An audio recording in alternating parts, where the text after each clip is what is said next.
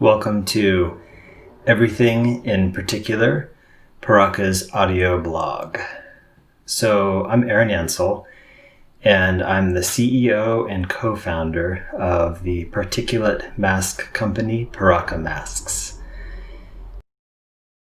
If you have any questions, you can email support@purakamasks.com or just look down in the video description. So this week, we're going to cover a topic that can be a little sensitive. You may have dealt with it already because the holidays have already started and a lot of people gathered together with their family over Thanksgiving.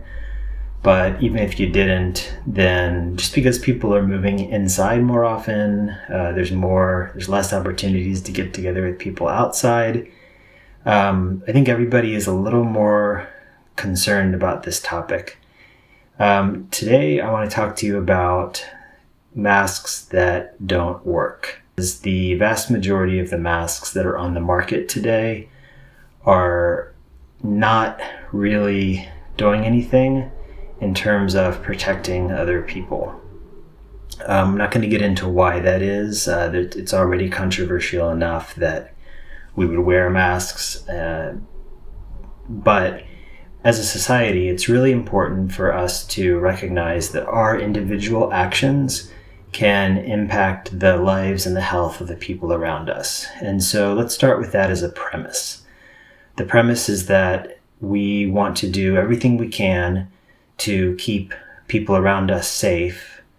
And the reason for that is pretty simple. I have a lot more power to protect my neighbors, my friends, my family, than I do to protect myself. And that's true for pretty much anyone right now. You have a lot more power to protect other people than you do to protect yourself.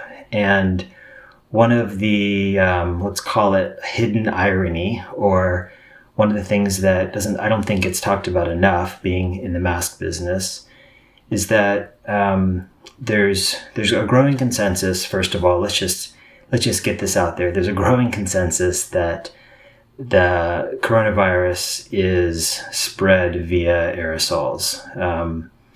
It's a respiratory illness, and it seems to be primarily contracted through your nose, through your respiratory tract. So that means that when you wear a mask, you want to be cognizant of the filtration efficiency. You want to be cognizant about how well your mask is filtering fine aerosol particulates. And when we talk about fine aerosol particulates, we're talking about things in the nanometer range. So when most people talk about particulates, they talk about things that are in the micrometer range. It's 1,000th of a meter. For example, PM 2.5, it's 2.5 micrometers. It's like about a human hair or a fraction thereof.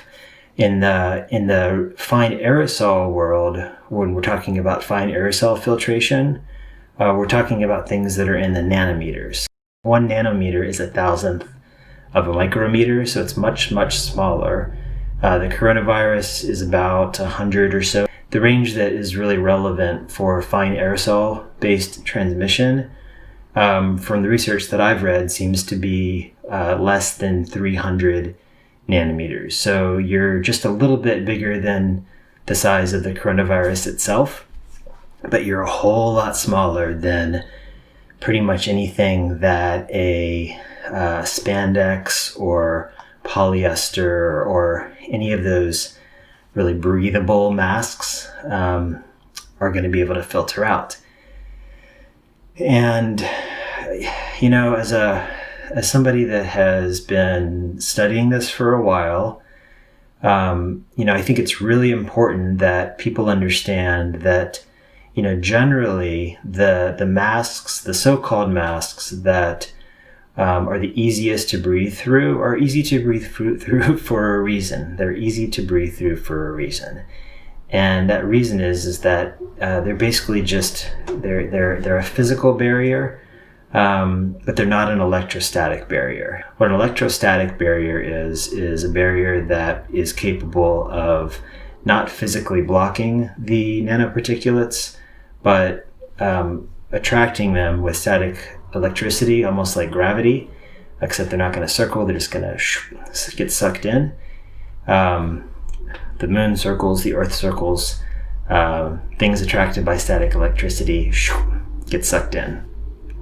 And if your mask doesn't have electrostatic properties, then it's not going to be very effective against fine aerosols. Puraka masks is a member of the ASTM subcommittee that's working on the proposed standards for fabric masks. And I have a confidentiality agreement to not discuss the standards in detail, but what I can tell you is the way that they're measuring success is via fine aerosol filtration.